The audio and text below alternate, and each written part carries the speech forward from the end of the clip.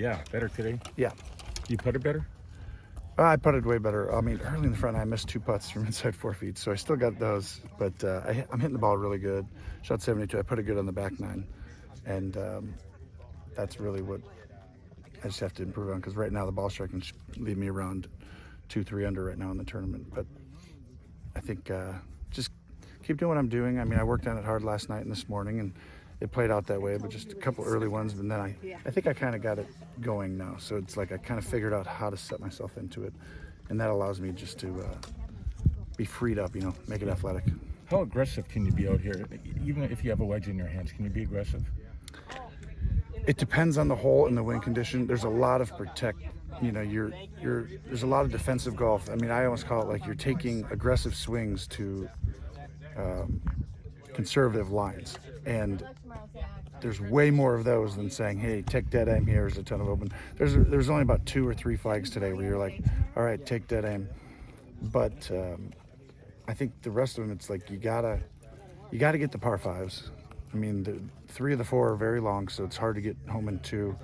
They did a good job knowing the wind directions and the distances, and I drove it really good because it's a little like the British Open this week, where there's some bunkers that are basically you're just hitting a wedge out like a bunker shot, and so there's a risk reward on the par 5s. If you want to get home in 2, you have to take on some of the bunkers, but if you hit it in there, you're hitting a wedge out, and if you lay up, you can't quite get home because it's 6:04 into the wind or 6:30, and like hole, I think it's 14. Well, now our side would have been 7.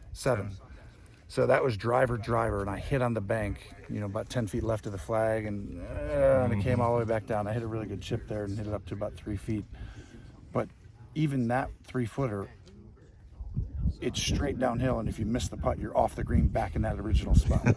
So there's a lot of defensive type of situations, but you got to commit and do it. And I think everyone's going to have a rough 9-hole patch at some point in this tournament because it's playing like, some cases open. But I think this will get back to around, 2-3 under will win this tournament, if not even par. I mean, I know Jack played pretty well today, and he's good, but no matter who you are, I think there's always going to be a rough 4 or 5 hole stretch at some point. Do you still like the course as much now as you did when you first looked at it? Just better and better. I mean, yesterday's first day playing, and I hit the ball really good, and I was like, that's about as high a score as I could shoot. But there's putting involved with that. And then the next one on today was much easier because it felt like I kind of knew, so I could step up and just hit it where I was a little protecty, but I was hitting it good enough to where I'm like, all right, I can kind of be there. So I let it go a little bit. I think tomorrow will be even more where I'm able to kind of attack a little bit in situations, and I think that'll help me get, a little bit lower. Course knowledge or course management? You're always doing both. Okay. I think the fact that you have course knowledge allows for course management. Yeah. But I mean, like even on number 9 right here, I'm coming in, I just bogeyed my 17th hole 8. Well, I hit a perfect second shot in there, but I didn't realize the whole left side of the green, because from back in the fairway, the pin was on the right. It goes up and goes left. I thought the whole thing funneled. So I hit it up the left side on purpose, and it goes up, and he's like, stay, my caddy. And I was like, well, it should come right back toward the hole. And then I was like, he's like, oh. And I was like, really? Am I like at the front of the green, or did you get on the fringe? He's like, I think you're in the rough. I'm like, rough? We're 12 feet from the hole for a second, but that's just part of, going through it and not having had any practice rounds. So a lot of those shots I can make up pretty quickly with the way I'm hitting it. So Is he keep hitting 15 greens a day, then I'm going to be fine. You do that 2 days in a row, 15? Yeah, 15. And like right there, though, I was going to say our last hole, number 9. Yeah.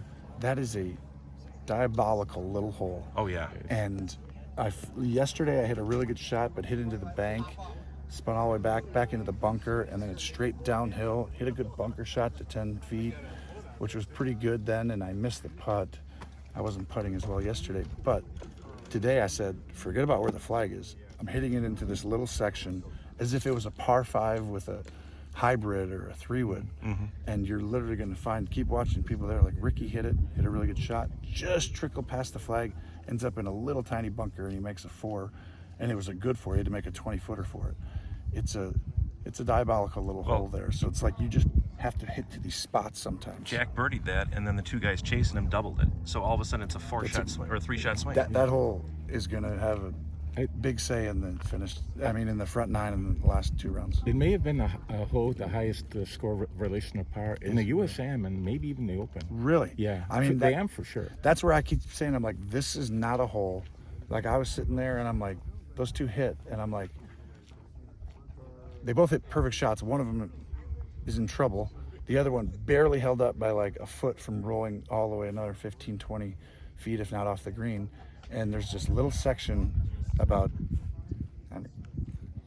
6 yards by 6 yards Right. that is just sitting there in the middle. And it's like, just put it there each day and you just play. And you're like, if you had, 4 threes, you'd be making up ground, strokes gained Oh yeah. in a tour, PGA Tour event or a US Open. So Yeah. that makes total sense. I didn't know that. Yeah. I should look up some of that stuff, actually. Last question. You guys are sitting under pace of play issues today, or? No, I mean, what they were talking about, we actually had a big ruling on 7. Ricky actually ended up in a sprinkler head. Okay. But the ball couldn't stop on any drop. And it's going to roll 50 yards. Yeah. That's the one on 7. Yeah.